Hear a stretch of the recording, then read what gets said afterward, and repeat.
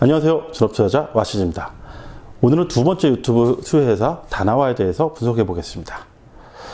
먼저 다나와는 2000년도에 설립한 인터넷 가격 비교 서비스 회사고 2011년 증시에 상장을 했습니다.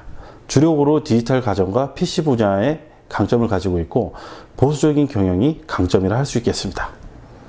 주력 카테고리가 PC, 가전 이런 쪽이기 때문에 남성 고객이 주요 고객이라고 볼 수가 있고 PC방이라든가 게이머가 주요 단골 고객이라고 볼 수 있겠습니다.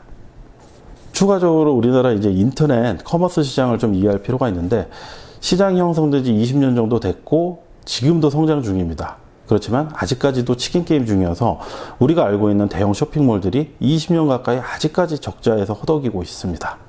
옥션과 지마켓을 제외한 나머지 대부분의 쇼핑몰들이 현재까지도 적자인 경우가 많고 그 10년 전에 이제 모바일 붐과 함께 소셜 커머스 3개 회사가 태동하면서 지금도 꽤 인기를 얻고 있지만 아직까지도 대규모 적자 폭이 줄어들지 않고 있는 상황입니다. 그런 상황에서 상대적으로 네이버 지식쇼핑과 다나와는 매출과 이익 모두 전자상거래 시장에서 비교적 경쟁력이 있는 상황입니다. 재무와 가치 부분을 좀 분석해 보겠습니다. 2015년부터 2018년까지 매출과 이익, 당기순이익 모든 게 늘고 있었고 재무 항목을 봐도 부채 비율, 당좌 비율, 유보율이 매우 양호한 상황입니다.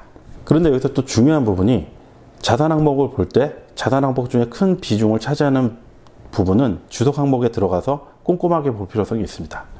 이 회사의 자산 중에서는 유동자산, 부동자산 모두 포함해서 가장 큰 항목이 유동금융자산이네요. 근데 유동금융자산을 주석 항목에서 보게 될 경우에 단기금융상품이 320억 정도로 잡혀 있습니다. 전체 유동자산의 절반 이상을 차지하는 큰 비중을 차지하고 있는데 가끔은 어떤 회사 같은 경우는 유동자산이 받기 힘든 그 부실 자회사라든가 관계회사 그리고 오너와 연관된 어떤 회사에 빌려주거나 이런 경우가 있습니다. 이거 자산 항목으로 잡혀 있는데 그냥 부실이 될 가능성이 있는 회사가 있을 수가 있어요. 지금 이제 다나와는 그 금융기관에 그냥 단순 예치를 해놓고 뭐 매출 채권을 갚는다던가 이런 데 이제 사용하는 것으로 보여지기 때문에 이 항목에서 큰 문제가 없어 보입니다. 비유동자산 항목에서 보면은 작년 대비해서 유형자산이 이제 100억 가까이 늘어났는데 한마디로 지금 토지와 건물을 이제 100억 정도로 해가지고 작년서부터 현재까지 이제 샀다는 부분인데 크게 문제가 될 만한 소지는 없어 보이네요. 나중에 이제 부동산이라든가 가격이 상승하게 되면은 자산가치 상승 효과 이런 부분도 기대할 수 있겠습니다. 부채 항목에서 가장 큰 항목을 보면 매입 채무와 이제 기타 유동 채무와 단기 법인세 부채 항목을 합쳐가지고 100억 정도를 보는데 이 모든 게 전부 다 이자가 안 나가는 부채입니다. 이것도 굉장히 플러스 요인이죠. 부채 총계도 전체 자산 대비해서 낮은 편인데 부채의 질도 굉장히 우수하다 볼 수 있습니다. 재무적으로는 뭐 전체 상장 기업 2,000개 중에서도 최소 10% 안에 들 만한 우량한 기업이다. 이렇게 볼 수 있겠습니다. 자, 이 다나와의 투자 아이디어를 이제 간단하게 좀 정리를 해보자면 첫 번째, 이제 PC방이라든가 게이머 등 단골 고객을 갖고 있기 때문에 매출 안정성적인 측면에서 강점을 갖고 있다. 이렇게 볼 수 있고 두 번째는 이제 작년과 올해 실적을 견인하는데 주요 영향을 끼쳤던 배틀그라운드라는 인기 게임이 출시가 되면서 PC방 업그레이드 수요와 게이머 업그레이드 수요가 이제 늘어나면서 회사의 이익과 성장에 좋은 영향을 줬다. 이렇게 볼 수가 있겠습니다. 그리고 이제 밑에 분기 실적을 이렇게 쫙 보게 되면은 2017년부터 꾸준히 늘어났었는데 배틀그라운드가 2017년 12월에 출시가 되면은 PC방 사장이라고 하면 2017년 11월 10일부터 선제적으로 미리 준비를 해가지고 테스트도 해보고 이런 과정이 좀 필요하기 때문에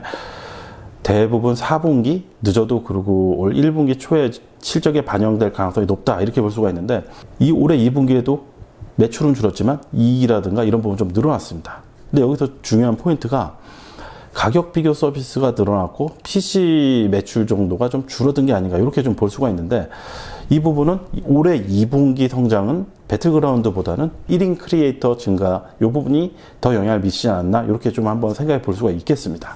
한국경제 그 신문에서 발췌한 자료를 보면 구독자 10만 명이 넘은 국내 유튜브 채널이 2015년 368명에서 2017년 1275명으로 거의 4배 가까이 이제 늘어났습니다. 그렇지만 이 10만 명에 도달하는 거는 상당히 이제 그 경쟁력도 있어야 되고 비교적 소수라고 볼 때 유튜브 크리에이터 숫자는 이보다 최소 10배에서 뭐 수십 배 이상 더 많지 않을까 이렇게 추산해 볼 수가 있겠습니다.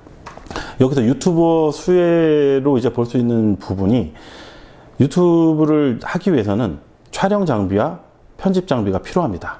촬영 장비는 이제 디카, 핸드폰, 그리고 뭐 캠코더라든가 삼각대, 짐벌, 그리고 조명, 이런 제품들이 주요 제품이라고 할 수 있는데, 이 모든 제품들이 다나와의 주력 카테고리 상품들입니다. 그리고 편집 장비는 편집 소프트웨어와 편집 PC 이렇게 볼 수가 있는데, 처음에는 비교적 저렴한 장비로 시작하는 유튜버들도 있겠지만 어느 정도 안정화되고 실력이 향상이 되면 장비 업그레이드가 뒤따르기 때문에 이런 분야에도 꾸준한 매출 증가, 이런 것들을 기대해 볼 수가 있겠습니다. 다나와의 주가 추세를 보면 2018년 10월 8일 종가 기준으로 시가총액이 2,746억이고 2018년 예상 매출은 1,112억, 영업이익은 230억, 그리고 당기순이익은 175억으로 나와 있습니다. 비교적 성장성에 대한 기대감이 많이 반영된 가격이라고 볼 수가 있겠습니다. 현재는 저평가 상황은 아니라고 보여지는데, 여기서 흥미로운 상황은 올 3분기에 들어가지고 전체적인 시장 주가가 약세를 보이는데도 불구하고 비교적 견조한 주가를 유지하고 있습니다. 상대적인 조정폭이 덜하고, 최근에 보면 기관의 매수가 적은 규모지만 꾸준히 유지가 되는 상황을 관찰할 수 있는데, 주요 쇼핑몰이라든가 게임 업체들은 매일매일의 매출이 주요 관계자들이 매일 확인할 수가 있죠.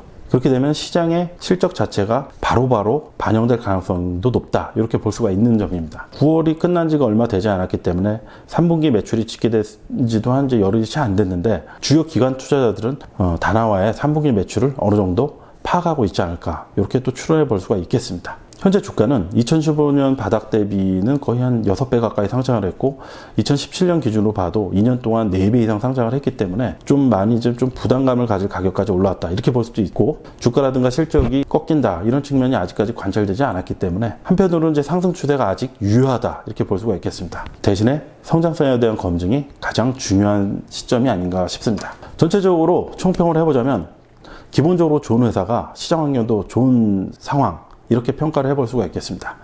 가치와 성장이 모두 반영된 이상적인 상황이다, 이런 측면이 있고, 다만 성장성에 대한 시장 평가는 이미 반영이 돼 있기 때문에 앞으로 그 부분을 유지하면서 성장, 실적, 주가가 함께 올라갈지를 관찰하는 부분이 중요하다, 이렇게 보여집니다. 대신에 이제 게임 같은 경우는 현재 출시 예정된 대작 중에서 확실하게 이제 대박이 날 것 같다, 이런 부분들이 아직 감지되지 않는 측면이 있기 때문에 현재로서는 유튜버의 추세가 늘어나는 부분을 좀 더 관찰할 필요성이 있다, 이렇게 정리해 보고 싶습니다. 요거는 이제 다소 이제 부정적인 측면일 수가 있는데, 컴퓨터 부품 가격이 최근에 하락하고 있는 추세다, 이런 측면이 있습니다. 최근 3, 4년 동안 서버용 CPU라든가 메모리, 이런 부분, 그리고 이제 비트코인, 블록체인 수요로다가 굉장히 가격이 상승한 측면이 좀 있어요.